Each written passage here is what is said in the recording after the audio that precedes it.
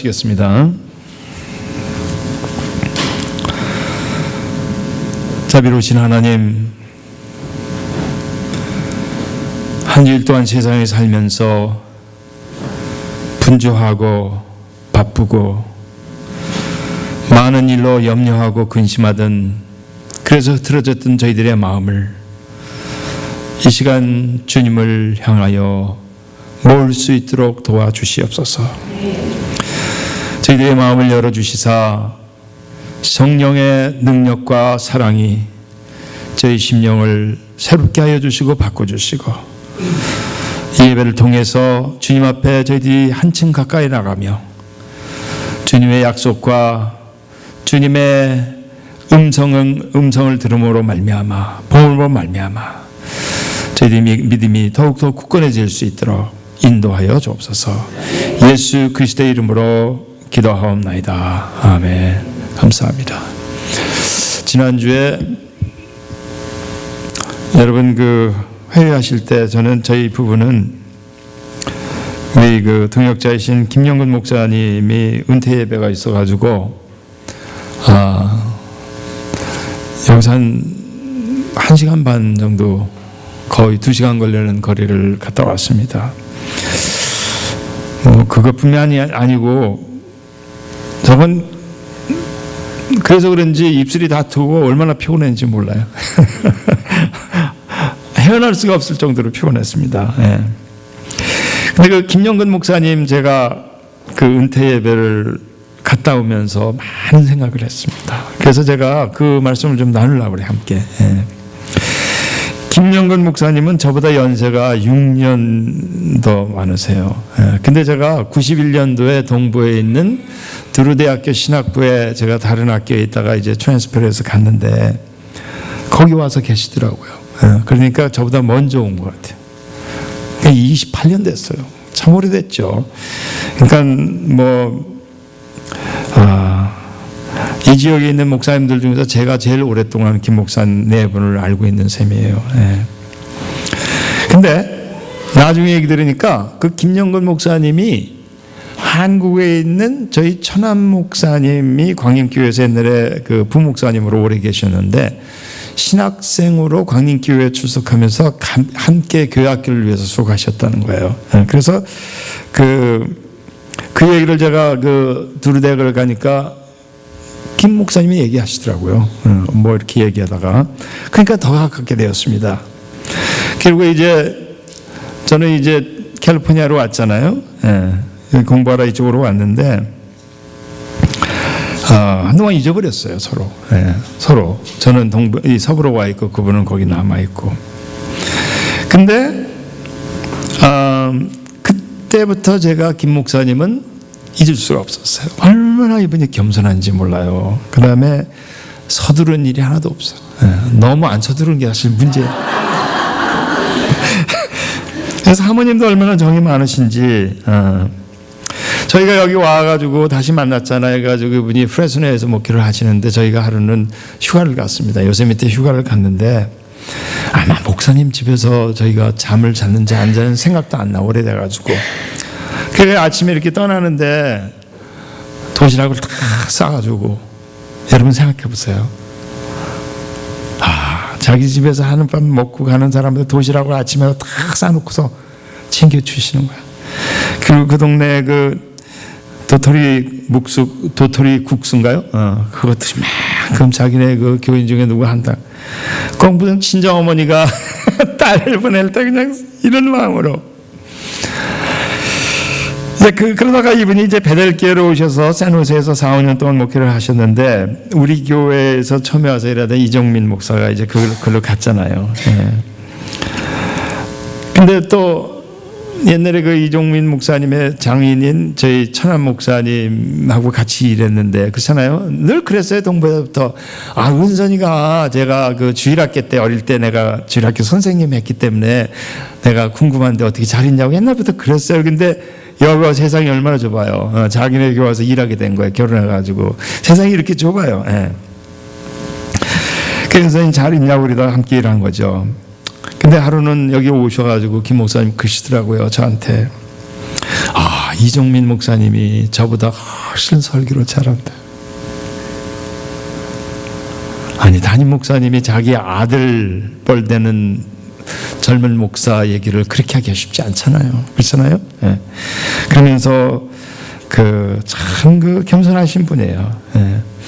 그 다음에 지난 5년 동안은 나이스 랜딩, 사크라멘토 북쪽 시골 동네에서 미국 사람들, 노인들만 몇 분 계신 시골 교회에 가서 그 교회, 또 메리디안이라는 두 교회 차지를 하셨습니다. 두 교회를. 그러다가 이제 건강이 안 좋으셔가지고 이제 조기 은퇴를 하신 것이죠. 예.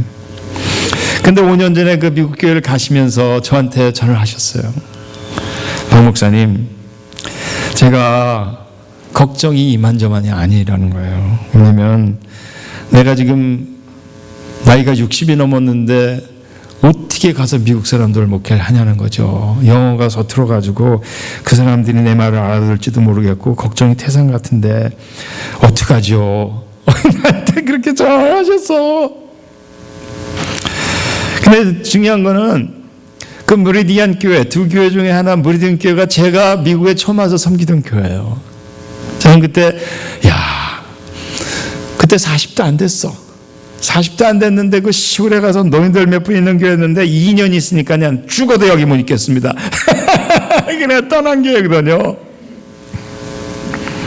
그래서 이제 그 교회 아름다운 추억도 있고 그래가지고 이제 김 목사님과 한참 대화를 나누고 이제 또 서로 또 이렇게 목사님도 걱정하지 말라고 뭐 그렇게 얘기했죠. 그래 이제 지난주에 갔잖아요. 건강 때문에 이제 은퇴하신다니까.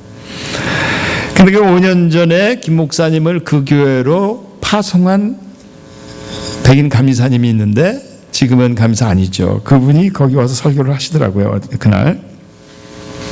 그때 얘기를 하는 거예요. 5년 전에 김영건 목사님을 어딜 보내야 되는데 그때 이미 보낼 데가 없더라는 거예요. 그래가지고 마지막으로 거기 두 군데 겨우 어떻게든지 여기가 아니면 안 되는 거야. 없어 자리가. 그래서 이제 거기를 보내려고 하는데 교회 노인들 몇 분 계시니까 목사님 최저 생활비도 들을 수가 없다는 거예요. 네. 근데 목사님한테 물어보니까 괜찮습니다. 그랬다는 거예요. 근데 또 그게 뭐 문제가 아니야. 감리사가 목사님 만나보니까 영어를 내가 한마디로 못 알아듣겠더래. 그래가지고 이 사람이 여기 와가지고 3개월을 버틸 수 있을까 염려했다는 거야. 예. 그래서 그래도 본인이 온다고 하니까 또 교인들한테 또 얘기하니까 괜찮다고. We're gonna survive 이렇게 얘기하더래요. 더 놀라운 거는 이거야. 그 교인들이 나와서 얘기하는데 그 나이스 랜딩 교회는요 한국 목사님이 두 번째래. 그 피터 안 목사님이라고 우리 알바니 교회를 담임하시던 분이에요. 80년대 초에. 그 피터 안 박사라고 구약학 신학 성서학자입니다. 예. 근데 그분이 우리 교회 전인지 이후인지 나이스 랜딩 교회도 계셨대요. 근데 그 젊은 여자가 나와서 웃기는데 얼마나 웃기냐고. 전에도 브로큰 잉글리시를 하는 한국 목사가 한 사람이 있었는데 This was worse 이렇게 얘기하는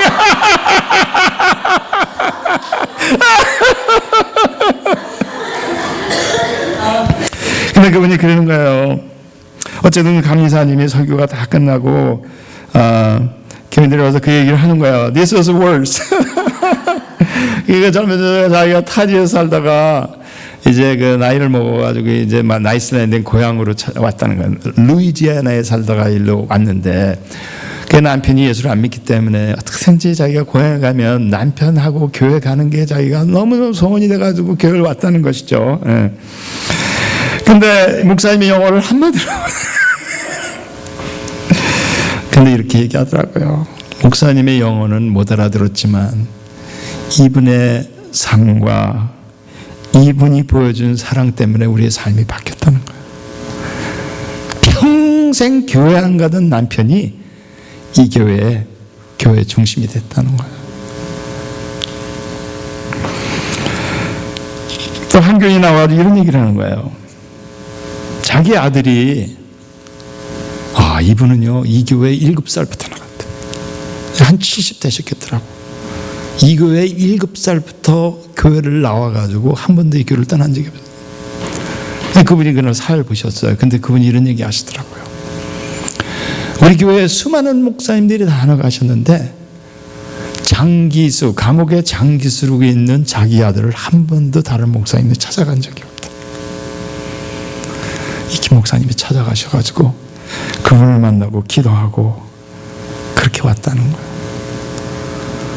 또 주변에 그 시골이니까 멕시칸들이 많이 살잖아요. 그분들이 그 팜에서 일하고 그러잖아요. 그 교회에 그 푸드뱅크가 있습니다. 가난한 사람들을 위해서 음식을 나눠주는. 그 푸드뱅크에 오는 히스패닉 사람들을 진정으로 환영하고 사랑하고 섬기면서 그분들이 또 교회에 나오기 시작했다. 근데 이건 아이슬란드 교회고, 그 다음에 메리디안 교회에서도 교인들이 몇 분이 오셨어요. 그 메리디안 교회에 반주자로 있는 그분이 나와가지고 얘기를 하는데 이거예요. 자기가 이제 나이 먹어가지고 비행기를 못 탄다는 거. 자녀들은 다 타주에 가 있대. 근데 언젠가 생일을 맞이하셨는데 비행기를 못 타니까 딸 집에 못 가잖아요. 그래가지고 교회 반주자지만 생일 때문에 다른 사람 보고 반주를 하라고 그때는 레이크 타워에 가서 있었다. 그날 오후가 돼가지고 남편이랑 같이 저녁 먹으라고 이렇게 나오려고 그러는데 캐빈 앞으로 차가 딱 왔다는 거지. 김 목사님이 사모님이랑 케이크를 사가지고 레이터까지 오셨어. 여러분 생각해 보시기 바랍니다. 그 먼 거리를 생일 케이크를 가지고 교인들, 외로운 사람들 찾아가서 그 시간을 보내려고 찾아온 거예요. 그날도 보니까요, 그 노인들이 그냥 얼마나 80 노인들이에요. 어떤 반주자는 90이래. 근데 여기 한 번 올라가는 데가 한 5분은 걸려. 저기서 여기 올라가는 거. 근데 오르는데 마이크 앞에서 이 사람들이 얘기해 본 적이 있어요. 그러니까 마이크 앞에서 얘기하는 거 잘 힘드니까 김 목사님이 파킨스 디지니까요. 펭귄도 아주 그 올드 펭귄. 그렇잖아요. 노인의 펭귄처럼 그냥 온몸이 하나라 가지고 이렇게 움직이는 이런 식으로 걸음을 걸으시는데 교인들이 와서 마이크 앞에서 얘기하는데 이렇게 안 되면 가가지고 이렇게 맞춰주니란 말이죠. 왔다 갔다. 그래서 내가 김 목사님이 저렇게 목회하셨구나. 교인들 작은 것 하나하나 세심하게, 영어는 저 사람들이 이해할지 몰라도 작은 거 하나 세심하게 돌보면서 사랑하고 섬기고 참아주고, 그 모습을 제가 보면서 그날도 내려오면서 제가 가슴이 쫙 하는 거예요. 이번에 그 건강이 안 좋으셔가지고 라스베가스로 이사 가신대요. 왜 그러냐니까 거기 집값이 싸기 때문에 그러고 가신대. 근데 우리 집사람이 그러는 거예요. 김 목사님 라스베가스 가면 이제는 돌아가실 때까지 우리가 볼 기회가 없겠구나. 그냥 가슴이 쫙 하면서 내가 제 삶을 돌아보는 거예요. 목회자가 그러니까 결국은 목회자뿐만이 아니고 우리 크리스천의 삶이라는 게 말로 하는 게 아니고 삶을 통해 사람들한테 감동을 주고, 당신 때문에 내 삶이 바뀌었어, 이런 얘기를 들을 수 있다면 그건 정말 훌륭한 삶이 아닌가, 이런 생각을 해본 겁니다. 오늘 갈라디아서 본문 1장에 보면 바울 선생님은 자신을 복음의 일꾼으로 부르신 것이 사람으로 말미암은 것이 아니라는 거예요. 오직 예수 그리스도와 그를 죽은 자 가운데서 살리신 하나님 아버지로 말미암았다. 사람들에게서 난 것도 아니요, 사람으로 말미암은 것도 아니요, 오직 예수 그리스도와 그를 죽은 자 가운데 살리신 하나님 아버지로 말미암아. 자기를 사도로 하나님 부르셨다는 것이죠. 이런 생각을 해봤습니다. 하나님께서 저와 여러분을 하나님의 백성으로, 믿음의 일꾼으로, 예수님을 따르는 제자로, 부족하지만 저와 여러분이 이런 모습 저런 모습으로 섬기고 봉사하고 헌신할 수 있는 일꾼으로 우리를 세워주신 거 아니겠어요, 하나님이? 이것이 전적인 하나님의 은혜라는 것이죠. 네. 하나님의 인도하심 때문에 이게 가능한 거예요. 내가 어떻게 해서 한 게 아니야. 내가 어떻게 해서 해보려고 하는 게 아니에요. 전적인 하나님의 은총, 전적인 하나님의 부르심이라는 것이죠. 하나님의 계획과 뜻하심이 있기 때문에 가능한 거예요. 물론 하나님은 중간 다리를 사람을 통해서 놓으시죠. 예. 그러나 그 배후에는 전적인 하나님의 사랑이라는 것입니다. 김정근 목사님, 하루는 저한테 이런 얘기를 하세요. 우리 그 동료 목회자들 중에 나이 50이 돼가지고 세상 떠나는 사람이 한 30명이 돼요. 최근 한 몇 년 사이에. 어떤 사람은 갑자기 쓰러져가지고, 어떤 사람은 교통사고로. 근데 김 목사님 나한테 그러시더라고. 그 사람들이 부럽습니다. 이게 무슨 말이야. 그게 무슨 말이야 도대체. 그 사람들은 하나님 앞에 갔기 때문에 부럽습니다. 이렇게 얘기하는 거예요. 그러니까 무슨 얘기냐면, 우리 김 목사님은 요만큼도 흔들림이 없어, 마음에. 그분의 믿음은 요만큼도 흔들림이 없어. 나는 이 땅에서 삶을 다하면 하나님 앞에 가는 것이고, 하나님이 우리를 기다리시는 것이고, 하나님 안편에 가는 거니까 이 땅에 살면서는 일편단심 하나님을 위해서 내가 일하는 것이 사명이고 목표고 뜻이고, 이게 삶의 가장 귀한 일이라는 것이죠. 예. 여러분, 저와 여러분이 이 땅에 부르신 것도 하나님이요, 그렇죠? 보내주신 것도 하나님이요, 우리가 우리의 입으로 예수님을 고백하는 것도 하나님의 은혜요. 부족하지만 저와 여러분이 하나님 영광을 위해서, 하나님의 교회를 위해서, 복음의 확장을 위해서 쓰임받을 수 있는 것 전적인 하나님의 선인 줄로 믿습니다. 그러니까요, 이 땅에서 뭐가 되든 안 되든 오직 하나님만 바라보고 사는 거예요.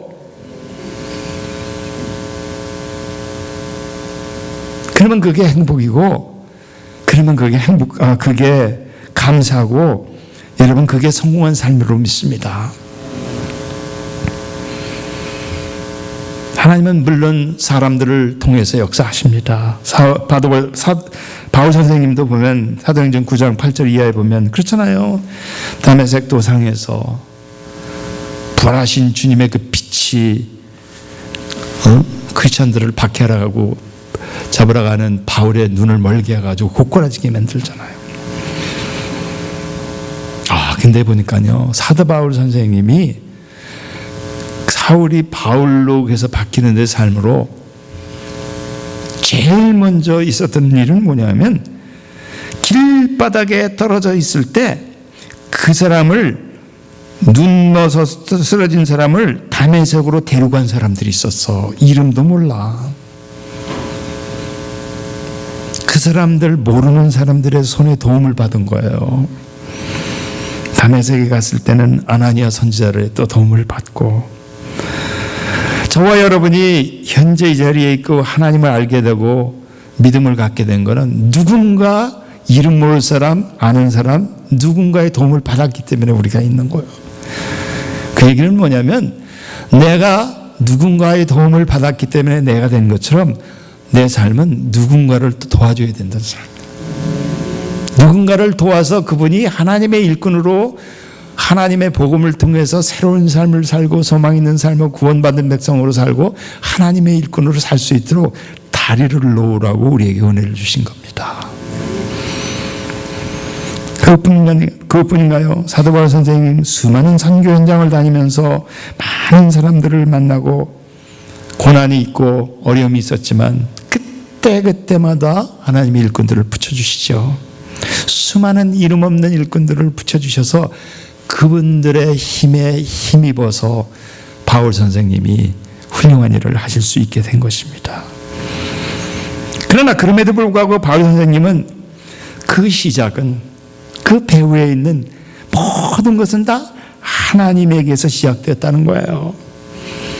사람들의 선이 있지만 사람들 배후에서 역사하시는 하나님의 큰 선, 보이지 않는 선을 바라보면서 하나님 앞에 영광을 돌리고 있는 것입니다. 김영권 목사님도요, 보니까 미국에 올 때 비자를 몇 번 떨어지셨다고 그래요. 본인한테 들은 얘기는 아니에요. 우리 처남한테 들은 얘기야. 제 집사람도 비자를 7번 떨어져가지고 미국 왔잖아요. 나중에 큰 어려움이 있었습니다. 그러나 누군가의 도움, 하나님의 보이지 않는 성길 때문에 누군가의 도움으로 결정적으로 해서 여기까지 와가지고 많은 사람들을 섬기게 된 것이죠. 예. 근데 참, 아까도 얘기했는데, 이 김영근 목사님이요, 세상에 서두르는 게 하나도 없잖아요. 그게 이제 문제잖아요.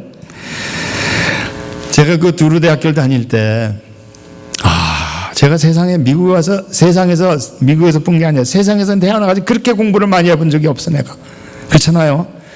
여기 와가지고 MDB를 공부하면서 죽으라고 공부하고 밥도 못 먹고 그냥 그렇게 공부를 하고 이제 그럴 때 김영건 목사님 보면 저기서 산책하고 있어.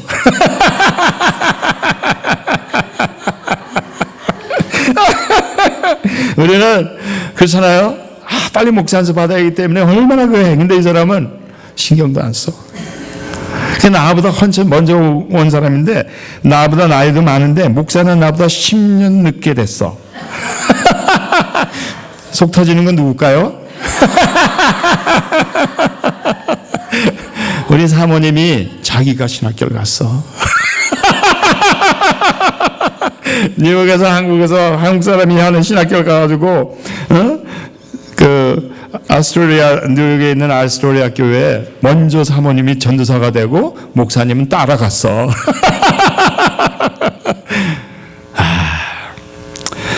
근데요, 이 사모님이요, 그 신학교 기숙사에서 지하실에서요, 기숙사 지하실에서 한국인 가족이 많았잖아요, 그때. 한국인 신학생 부인들 다 모아놓고 새벽기도 인도하는 거요. 금요일날 철야기도 인도하는 거예요. 어떤 때는 지나가면요, 그 속에서 통성 기도하는 소리가 너무 세상을 너무 시끄럽게 거기서 만들어. 참, 그러니까 이분들이 이렇게 열정 있는 사람인데 김 목사님은 늘 다니면서 부족한 사람입니다. 이분의 이메일의 주소가 뭔지 아세요? foggy 김이에요. foggy라는 것은 고루한 영감태기.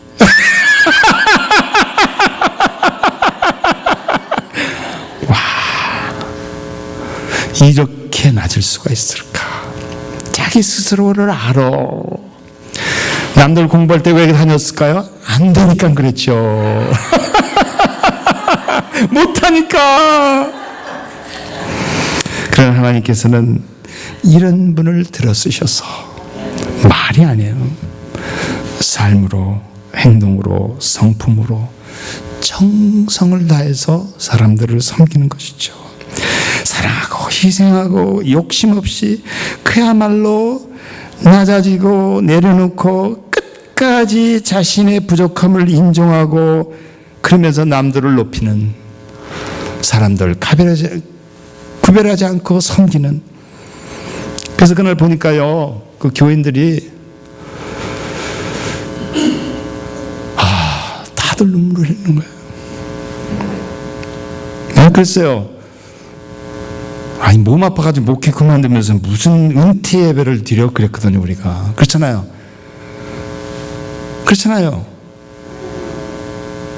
근데 그렇게 드릴 수밖에 없었어. 보니까 교인들이 그거를 우긴 것 같아요. 교인들이. 목사님 그냥 보낼 수 없다는 것이 너무 이분들이 영향을 받아가지고. 사도 바울 선생님도요, 보면은 세상의 기준으로 보면 이분이 누구보다 부족한 것이 없었습니다. 이력서를 내밀면 이분을 따라갈 사람이 없어. 근데도 바울 선생님 늘 얘기하는 게 자신의 연약함과 수치스러운 부분을 자랑하고 있습니다. 고린도후서 11장 24절 이하에 보면 본인 스스로가 얼마나 고생한 것을 얘기를 하는지 몰라요. 감옥살이 한 거, 매 맞은 거, 사람들한테 당한 거, 배가 뒤집혀서 깊은 바닷가에 표류한 것, 그 다음에 배고파 고생한 것, 여러 번 자지 못하고 줄이고 목마르고 굶고 추워서 고생한 것. 11장 28, 고린도서 11장 28절. 이외의 일은 고생하고 아직도 날마다 내 속에 눌리는 일이 있으니 곧 교회를 염려하는 것이다. 누가 약하면 내가 약하지 아니하며 누가 실족하게 되면 내가 애타지 아니하더냐. 무슨 얘기냐면요, 이분이 그렇게 외형적으로 외부의 조건으로 이력서를 보면 내세울 것이 너무나 많은 사람에도 불구하고 자기는 늘 부족한 것을 자랑하면서 한 가지, 교인들을 염려하고 교회 사랑한 것, 이거밖에 없어요. 그 다음에 교인들 중에서 한 사람이 상처보면 자기는 이 더 급절로 고민하는, 이렇게 정이 많고 사랑으로 가득한 하나님의 종이었습니다. 여러분, 이게 사실은 성서가 우리에게 보여주는 지도자들의 길이요, 아니 기독교인들의 삶입니다. 제자의 길이에요, 사실은. 여러분들 보면요, 특히 한국 교회에서 신문에 이렇게 기사 나는 거 보면요, 훌륭한 사람으로 기억되는 사람들은 누군지 아세요? 욕심 없이 목회를 마친 분들이 훌륭한 목사님들이에요. 수만 명, 수천 명 모아가지고 대형교회를 이루었는데 마지막을 잘 못한 사람들은 더 이상 신문에 안 나요. 근데 오직 한 길, 고생하고 낮추고 욕심 없이 빈 마음으로 일한 분들, 시대가 변해도 그 사람들은 오래도록 기억되고, 그 사람들을 롤 모델로 사람들은 이름을 거론할 것입니다. 자신의 문제가 있고 자신의 어려움이 있고 자신의 여러 가지 집안의 일이 있다 하더라도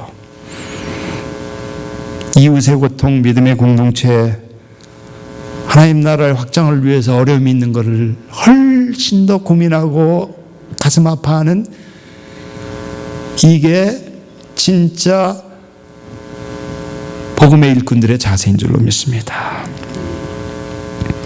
이게 다름 아닌 주님이 보여준 삶이요, 저와 여러분이 따라야 할 제자의 길이요, 십자가의 길이라는 것입니다.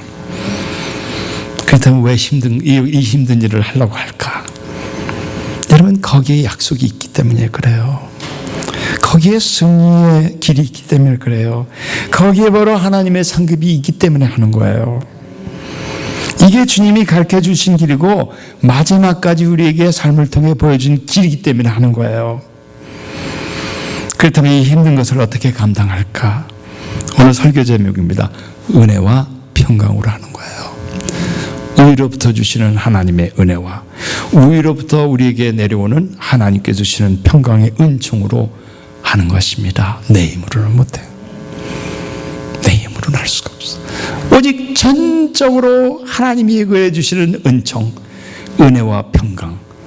사도 바울 선생님은 갈라디아 교회인들에게 가장 중요한 것, 그 은혜와 평강이 있기를 원하노라. 이것만 있으면 교회에 어떤 도전이 있고 어려움이 있고 여러분들의 그 교인들의 삶 속에, 개인적인 삶 속에 어떤 시련이 있다 하더라도 이겨나갈 수 있다는 거예요. 오늘 1장 2절에 보면 함께 있는 모든 형제와 더불어 갈라디아 여러 교회들에게 우리 하나님 아버지와 주 예수 그리스도부터 은혜와 평강이 있기를 원하노라. 사실 오늘 1장의 말씀은요, 갈라디아가 1, 2, 3, 4, 5, 6 전체가 6장으로 되어 있는데 6장의 내용 전체를 이 두 단어에 담아가지고 지금 바울 선생님이 얘기한다, 이렇게 저는 봅니다. 지금 특별히 보면요, 이 인사말인데 사실 그게 결론이에요. 사실은 갈라디아 그 5장 22절 23절에 보면 성령의 9가지 열매 얘기가 나오잖아요. 그게 갈라디아서의 그 어떻게 보면 핵심적인 가르침이죠. 사랑, 희락, 화평, 오래 참음, 자비, 양선, 충성, 온유, 절제. 이것이 성령을 받으면 그렇게 열매로 나타난다는 거죠. 9개로. 근데 사실 이렇게 생각해요. 저는 이 9가지 열매가 다 이렇게 여러 가지 이름이 있는데 그걸 2가지로 요약하면 저는 은혜와 평강이라고 봐요. 위로부터 하나님께서 성령을 통해 우리에게 주시는 은혜를 우리가 넘치게 느끼고 기쁨과 평화가 있으면, 평강이 있으면 사실은 이걸 다 가지고 있다, 이렇게 하는 것이죠. 이런 사람은 어떤 어려움이 있다 하더라도 이겨내갈 수 있는 줄로 믿습니다.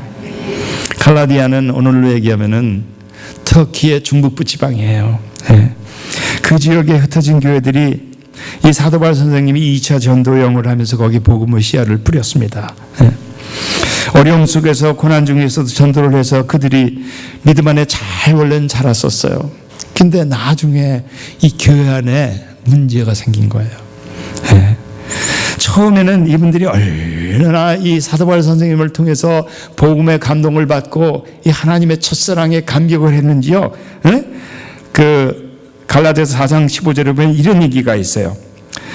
이 사람들이 바울 선생님을 천사를 대접하듯이 대접했대.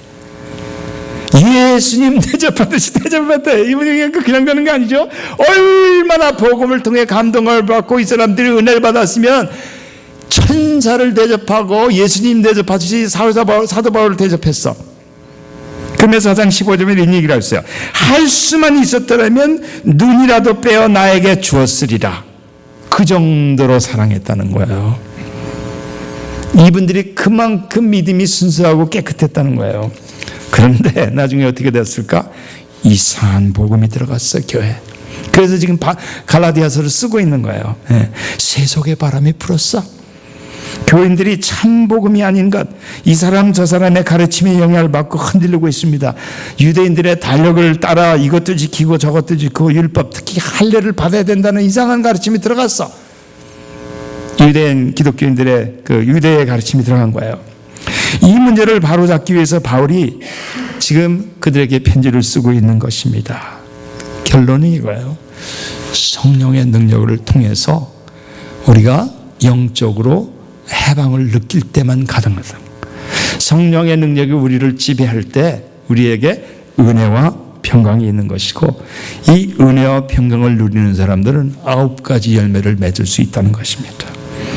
하나님의 첫사랑을 회복하고 영적 자유를 회복한 다음에 유혹을 이겨내야 된다는 그런 말씀입니다. 그러면 여러분, 이 땅에서 우리가 살면서 도전이 뭘까요? 우리가 다 원래는 은혜 받은 사람들이요. 예수님 처음 맞았을 때 그 감격의 기쁨을 우리가 다 있어. 근데 살다 보니까, 시간이 지나 보니까 다른 복음들이 자꾸 들어와. 세속의 유혹이 들어와. 자꾸 어떻게 하면 좀 더 나도 더 갖고 좀 더 대우받고 더 높아지고 뭐 이런 것들 있죠. 사실은 내가 하나님의 일꾼으로, 복음의 일꾼으로, 크리스찬으로, 주님의 종으로 사는데 낮아지고 기뻐하고 참고 섬기고 이게 아니고 다른 복음, 세상의 복음, 이것이 우리에게 영적인 멍해를 가져다 주는 것이죠. 장애물들입니다. 바울 선생님이 이걸 극복하기 위해서 권면하고 있는 것이죠. 은혜와 평강이 있기를 원하노라. 예수님이 뭐라고 하셨죠? 이런 걸 보고 마태복음 6장 30절에 보면 이는 다 이방인들이 구하는 것이라. 너희 천부께서 이 모든 것이 너에게 있어야 할 줄을 아시느니라. 너희는 먼저 그의 나라와 그의 의를 구하라. 그러면 여러분들이 구하는 여러 가지는 다 자동으로 온다는 것이죠.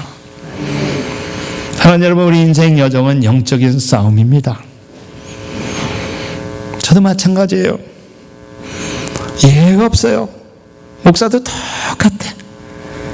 하나님의 첫사랑을 회복하고 이 영적인 싸움에서 이겨서 영적인 자유함을 느끼고 모든 것을 초월하면서 오직 한 길, 김 목사님처럼 섬기고 낮아지고 나의 부족함을 날마다 자랑하면서 남들을 높이고 끝까지 사랑하기고 먼 길 마다하냐고 가서 그 사람들 생일 케이크 전달하고 교도소 찾아가서 하고 가난한 사람서 찾아가서 필요한 거 하고. 여러분, 이렇게 하는 사람은 그게 바로 하나님 보시기에는 성공한 사람, 하나님 나라의 진정한 일꾼으로 인정을 받는 것이죠. 사랑하는 여러분, 저와 여러분이 그런 믿음을 회복하기 위해서 우리가 날마다 주의 도움을 구할 수 있기를 바라겠습니다. 나의 나됨이 내 노력이 아닌, 내 공로가 아닌 전적인 하나님의 은혜라는 것을 깨닫는 것이 첫 번째 증거. 그걸 잊는 순간에 자꾸 딴 생각이 드는 거예요. 저도 이 생각, 미국에 온 지 벌써 30년이 됐어. 거의. 미국에 올 때 나는 상상도 못하는 삶을 지금 살고 있어. 그때 뭐 돈도 없이 와가지고 뭐 그렇잖아요. 가난한 유학생이 상상도 할 수 없는 그런 삶을 지금 살고 있어. 하나님의 그 첫사랑, 하나님의 베풀어지는 은총을 어떤 때는 잊어버려. 그게 다 병이 시작하는 겁니다. 거기서. 그러나 여러분, 내가 현재 있는 것이 내 때문이 아니고 오직 사람들에게 난 것도 아니고 사람으로 말미암도 아니고 오직 예수 그리스도와 그를 죽은 자 가운데 살신 하나님 아버지의 은혜 때문에 있다는 걸 깨닫기만 하면 나는